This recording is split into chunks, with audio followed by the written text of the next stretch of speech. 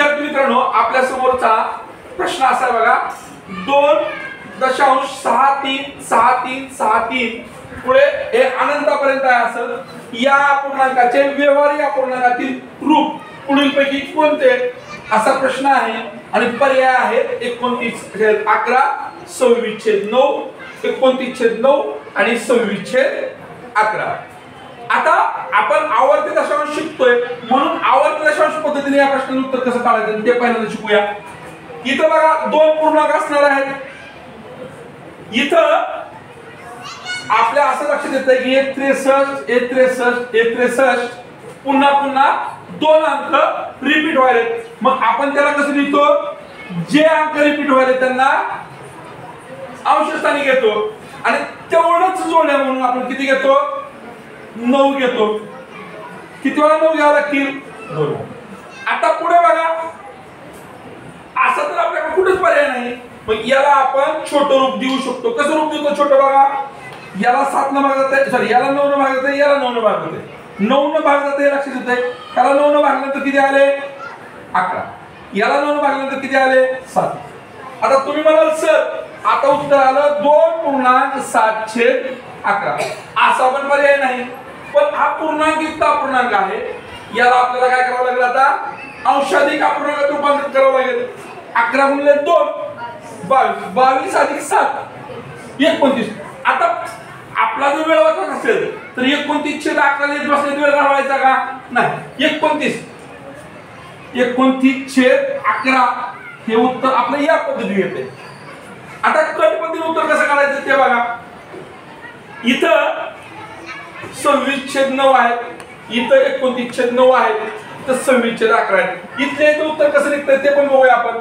29 थोडं हे बाजूला ठेवू, 9 ने 26 ला भागलं तर 2 चा भाग बसला, उरले किती 8.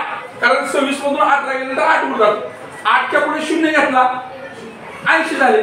80 ला पुढे 9 ने भाग बसल्यानंतर 9 8 72, 8 चा भाग बसतो. इथं 8 यायला पाहिजे होतं परंतु इथं 6 आहे म्हणजे हा पर्याय कट होतो. इथं 9 ने 29 ला भागलं तर पहिला भाग बसतो 3 चा म्हणजे पूर्णांकात 3 येतात. इथं पूर्णांकात 2 आहेत, हा पर्याय कट होतो. इथंच इथं 11 ने 26 ला भागलं, 11 दुने 22, 2 पूर्णांकात निघाले, उरले 4. 4 च्या पुढे 0 दिला, दशांश चिन्ह घेतलं. 40 ला आपण पुन्हा 11 भागला तर भाग 3 चा बसतो. इथं 6 आहे, इथं 3 आहे, हाही पर्याय कट होतो. अशा पद्धतीने आपण उत्तर काढू शकतो. आणखी दुसरी पद्धत या सोडून आपण ही जी पद्धत बघितली पहिल्यांदा ते सोडून आपण आणखी एक हेच आपण दुसऱ्या भाषेत कसं लिहू शकतो, 2 63 63. याला आपण असं लिहितो, हे 63 आवर्ती व्हायला म्हणून आपण या 6 आणि 3 यांच्या डोक्यावर काय देतो, बार घालतो. पण आपण डोक्यावर बार घालतो असं म्हणत नाही. लक्षात ठेवण्यासाठी आपण काय म्हणतो, या दोघांना आपण मंडोळ्या बांधतो, है ना. मंडोळ्या बांधल्या ना, किती नंबर दोघांना मंडोळ्या बांधली त्या, 2.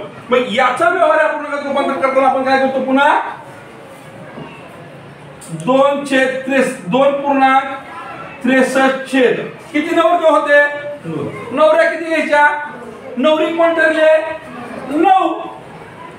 आणि इथं आपल्या लक्षात येतंय या 63 ला आणि 99 ला 9 ने भाग जातो. 9 ने भागातला 11, 63 ला भागातला 7.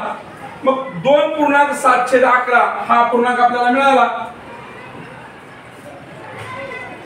याचा पुन्हा अंशाधिक अपूर्णांकात रूपांतर करायचं आहे. 11 दुने 22 आणि 7 29.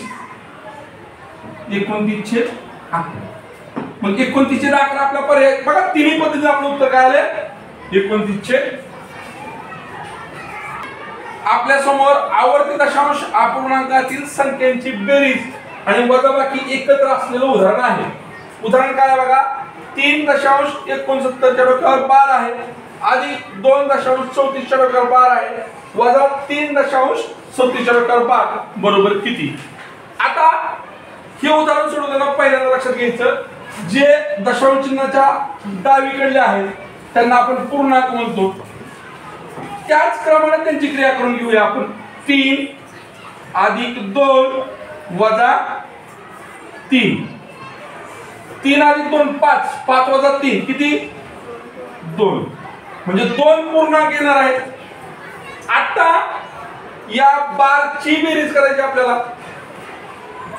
बारची बेरीज करत असताना त्यांची बेरीज वजाबाकी कशी येते ते बघू. पहिल्यांदा हे झालं 0.69 अधिक 0.0 का घेतलं रे दशांश चिन्ह इकडे आहेत म्हणून घेतलं. 0.34 यांच्या बेरजेतून पुन्हा ते वजा करायचं आहे. आधी बेरीज करू किती आले 13 किती आले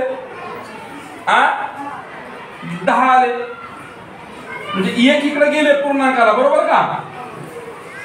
आता 1.03 आणि त्यातून काय वजा करायचं बघा आपल्याला 1.03 वजा दशांश चिन्हाच्या खाली दशांश चिन्ह 0 37 वजा करायचे.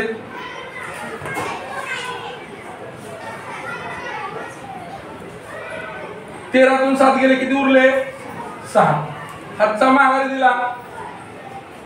10तून 4 गेले किती उरले हातचा माघारी दिला किती उरले. आता उरले 0.66 2 आणि त्याच्या पुढे किती आले 66. मग असा तर पर्याय दिसतच नाही की सर तुम्ही उत्तर असं काढलंय. हे 66चं निरीक्षण केल्यानंतर आपल्या असं लक्षात येतंय हे 6 रिपीट व्हायला त्याचं आवर्तन व्हायला म्हणजे आपल्याला त्याचा आवर्त दशांश अपूर्णांकात कसं लिहावं लागेल 2.6 च्या डोक्यावर टिंब. त्यालाच आपण काय म्हणतो पुन्हा 2.6 छेद एकट्याच लग्न आहे. 9 कोणती घ्यायची ठरलेली आहे 9. असं उत्तर नाही की सर बापरे. मग त्याला बारक रूप दिलं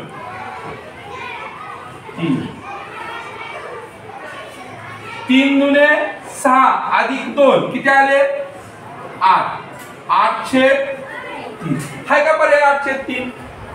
आता पर्याय आपल्याला पर्याय क्रमांक 4 मध्ये दिसतोय. परंतु हे उदाहरण सोडवताना पुन्हा गोंधळ कसा होतो बघा. आपण इथं पोहोचलो होतो 2.6 पर्यंत पोहोचलो होतो का आणि इथं 2.6 दिसते. या 2.6 आता ह्याच्या पुढे 0 आहे पण आपलं उत्तर काय होतं 2.6 च्या पुढे पुन्हा 6 आलं. पण उत्तर काढून सुद्धा या सगळ्या गोष्टी माहित असून सुद्धा परीक्षेत आपण काय करतो हे सारखं दिसलं की हे निवडतो तिथं आनंदात असतो. बाहेर आल्यावर उत्तरपत्रिका येते किंवा सर तपासतात त्यावेळेस ते उत्तर नसतं उत्तर असतं 4. मग मात्र आपण काय करतो